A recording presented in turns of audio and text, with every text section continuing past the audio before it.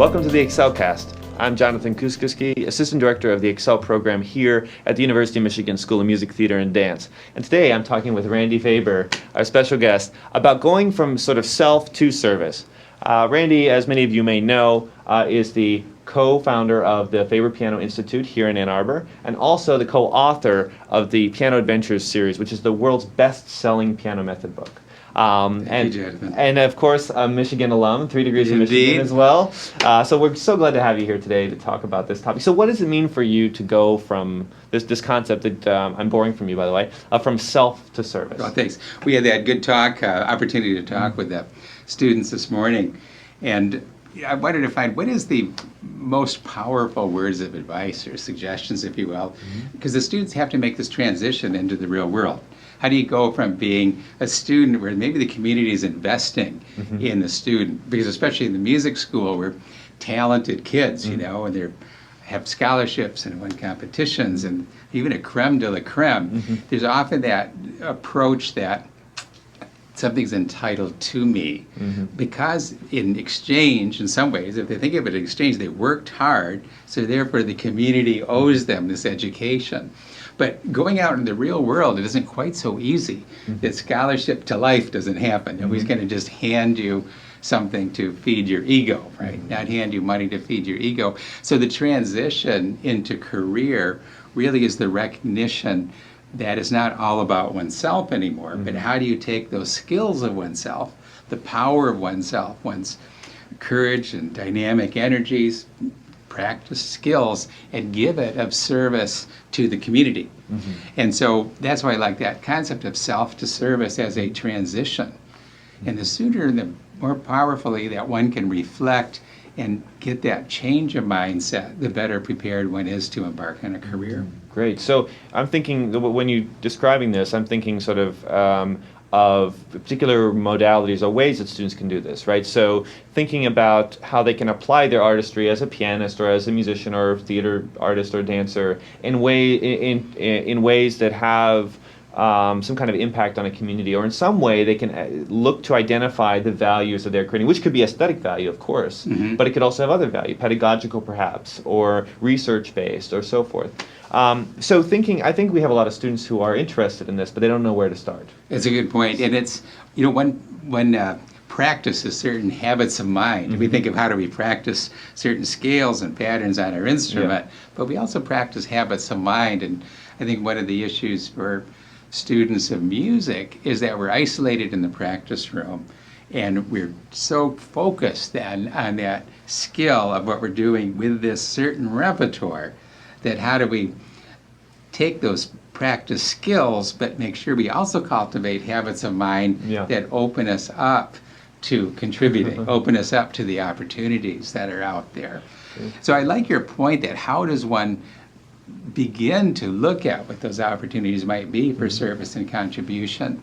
I made the analogy this morning of a lens, you know, lens and a camera. We got a camera here on us, and that camera can focus, but also we can open up the aperture, open up the lens to take in things more broadly. And one of the issues I think for the student is they're focused just on repertoire, just on one's own personal skills. That's that tight lens.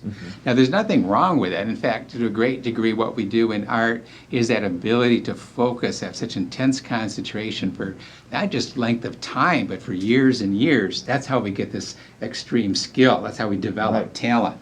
So it's all a positive, but we need to pepper that with opening that aperture and taking in the broad look. And I think we can do that all through the individual's training early on, not just open the lens suddenly after, because that's a big shock of what the real world can be. So I love what you're doing here at the School of Music in your department, because what you're doing is you're taking the student out of the practice room and say, hey, wait a minute, let's open the lens. What do you see? What opportunities are there? What's out there? So we have to entice, I guess, the student out, because the brain is a funny thing. It's always going to do what's easiest. I make the observation in teaching often is that, you know, if we practice something over and over, our fingers are going to memorize the notes. And it's actually easier to let the fingers just do their motor memory than to dig into that score and really see what's there and understand the theory and the patterns. Yeah. But obviously it's so much more beneficial when we dig in and see what's really there. Yeah. Well, we have an analogy to this also. It's a little bit reversed in terms of the looking out and looking inward, but we, instead of taking the easy route of doing what we always do, which means go back to the practice room, learn another piece, instead we have to force ourselves to practice looking outwardly and make that a habit also. I love that. And so you're also talking about looking at the skills that we develop as a musician in a holistic way. So that there are these core musical skills that we develop, and there's a sense of sort of focusing in the weeds on the micro level that's so important to developing fluency and excellence in any art form. But also this, simultaneously the ability to float up to the macro level and Right. think about how do those skills intersect with other areas. So I'm just thinking, okay, now you live the sort of quintessential life where you balance those, right? You've harnessed this artistic training and pedigree with a broad intellectual set of interests that have driven you to create this method and all the other things you do. So imagining now you go back in time to when you were 20 years old, Right, okay. and you're in Michigan, and let's say you're I don't want to suppose that you had this vision at that time, but what are some of those moments that you experienced that allowed you to sort of widen your lens? So, Brett, I think it's Yeah. a really good question. I remember for me, sometimes it was reading because, as musicians, we're practicing always and not reading. And whenever I had the chance to go to the bookstore and just peruse the bookstore, it's interesting. Then you have to kind of find, well, where is that interest? Where do you have a secondary passion? And is it there brewing but not fully developed? And I would find I would always go to that section of education and I would pick up some educational theory books. And that just seemed to be, it's like a little gnawing interest that didn't culminate fully, but it was an interest and it prepped my mind for it. Because then I get a little background there and then it starts to develop more. I had a bit of a catalyst that happened fairly early. Fortunately, it was at a young enough age, but yet it should have happened earlier. In my own teaching, I was teaching the mayor's daughter. And you Wow. think, okay, the mayor's daughter, she's going to be really a smart kid, and this is an important student, so I'm going to make her into this really fine pianist. But it turned out that she wasn't the greatest piano student. And so I was just a little frustrated because I expected a lot from her, and I wanted the mayor to be proud that I did this great job, right? So I pushed her and drove her, and at one point she looks me in the eye, she stops playing, and she goes, I know I'm not the smartest person in the world, but I don't think you really have to keep reminding me of that. Whoa, that was a heavyweight one, Yeah. And boy, I was so appreciative that she said that, because I felt pretty bad about it, but it made me realize that when you're teaching, I'm not the one that's important there. Yeah. The student is important. Yeah. And how could I have been teaching those years and not really understood that? So for me, it was an event like that knocks you right out of that self-centered mode. Yeah. And realizing then that there's a whole field of study there. There's a whole set of research on how do I then not ennoble myself, but how do I ennoble the student there that's in front of me? And so that was catalyst, you might say, for pulling me into looking at the issues of, what's the interpersonal connections here that deal with the arts?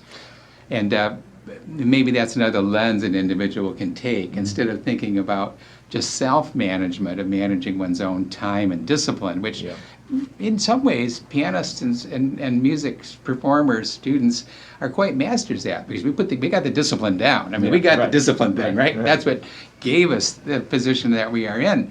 But what we're not always masters at is the interpersonal.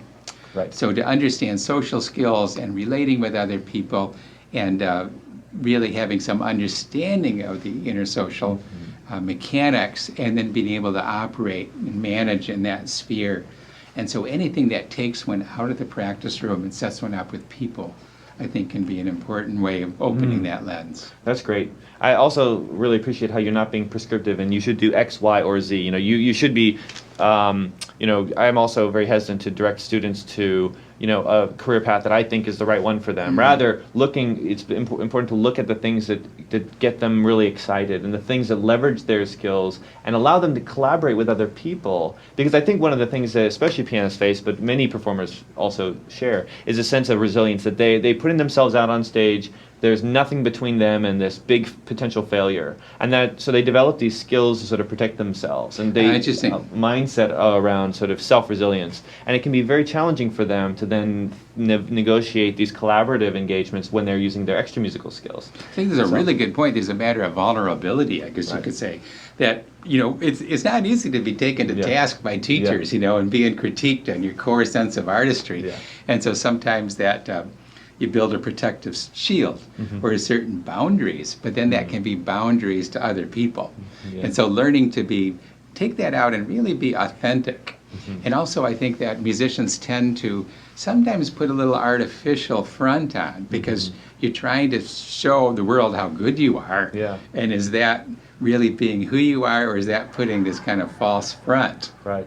Is it a big marketing gig you're really doing there? So I think it's important to have this authenticity. And that relates both to the individual's interaction with the world, but also even in our artistry. To have authenticity in our artistry means we're willing to be who we are, the flaws and the positive attributes all. And to put that and to confront that and being willing to open and share that, instead of always putting up this kind of a superficial front.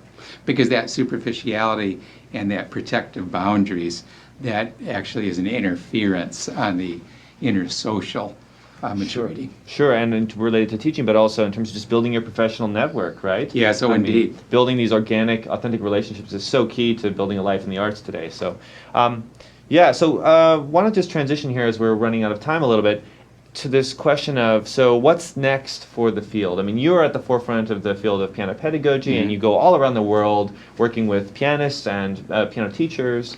And so I'm just curious, thinking about our audience of young musicians who are interested in a life in the arts.